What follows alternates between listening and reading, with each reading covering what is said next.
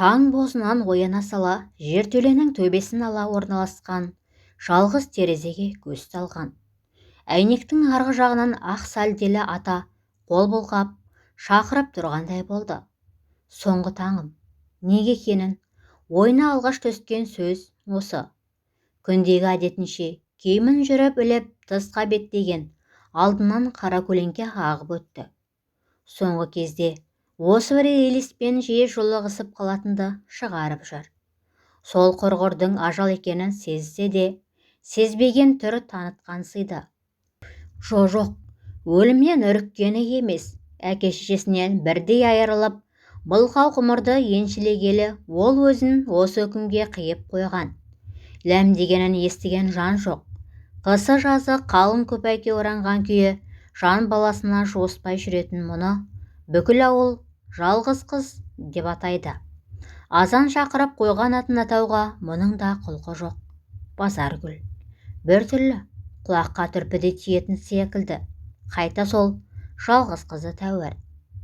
Босағасына бала бітпеген аға жеңгесінің үйіне бір жола қоныс аударғалы 16 жол ауыпты. Жалғыз қыздың аузынан шартымды жауап түгілі бір ауыз сөз шықпағанына да сонша уақыт. Бір азаматтың бағын жандыруды бұл да армандамады дейсіз бе?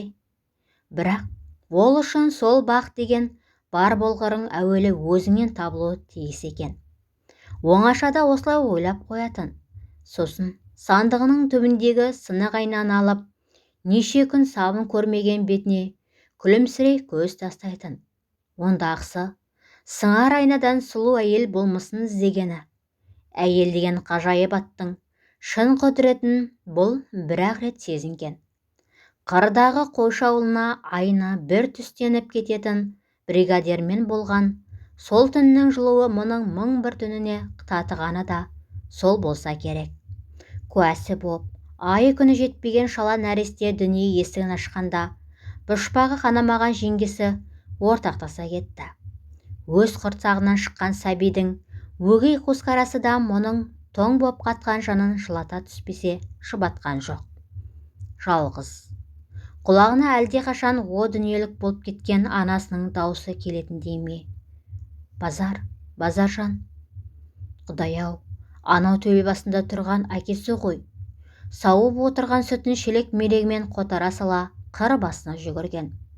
Өкпесі өше шауып келсе, ешкім жоқ, алданыпты. Әлгі Әзірейіл ажал енді мұның қымбат жандарының кейпіне еніп торуылдағанын ғой. Күні бойы шат көңілде жүрді. Ешкімге естіртпей, ішінен ыңылдап әндетіп қояды. Аға жеңгесі ауладан жаңа там көтерген. Мына қызы сол ескүйден қалдырайық. Екеуінің осылай деп сыбырласып жатқанын құлағы шалып қалған. Мейлі ғой, дегенмен бұл да жаңа бөлмеде жатқысы келеді. Бауыры бүтін жандардың дүниеге дүмше көзбен қарайды несі екен? Әйтпесе, бұл не жазыпты? Үйде ешкімнің жоғы мұндай жақсы болар ма?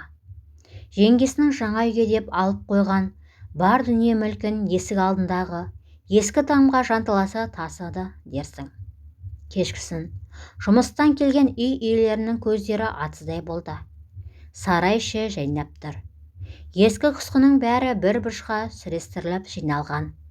Қақ ортада дастархан. Иісі бұрқыраған сүреттен бесбармақта асып үлгіріпті.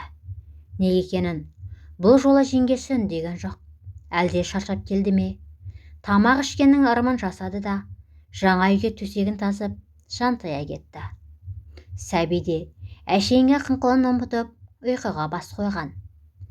Ескі тамды там демесең сыйқы жоқ. Ортасын пеш бөлген екі бөлме. Басқалардан бір ерекшелігі терезелері қабырғада емес, төбеде орналасқан. Сағат тілі түнгі 12-ні көрсетіп тұр. Бәрібір біреуді қимайтын сияқты. Ақ сүтін ембесе де, ақ ниеті соның үстінде боп келген баласын ба? Күнім де алмай, күмілжіген ағасын ба? Не сезсе де жақпая қойған жеңге ме? Бірақ түнмен ұмытылмастай үз қалдырған әлгі бригадирді ме? Мұның қарасын көргеннен мөңіре жөнелетін қорадағы ала сиырды ма? Жалғыз қыз деп айтар тағып, жанының жалқылығын құтты күні есіне түсіріп отыратын ауылдастарым ба? Сақылдай күліп жіберген. Жоқ, күлген бұл емес, әзірел ажал боп шықты. Қанжылаған жүрегін соның уысына сала бергені сол. Қалтыраған қолдары қалың күпәйкенің қалтасындағы сіріңкемен қауыша қалды. Кереметті қара. Там іші әппақ сәулеге оранған. Ортадағы үстелді бойлай жандары әлдеқашан шақаннамға аттанған тума-туыстары отырыпты. Мұның туған күні ме? Үстел үстінде тұрған дәу төрттің шырпысын тұта бергені сол.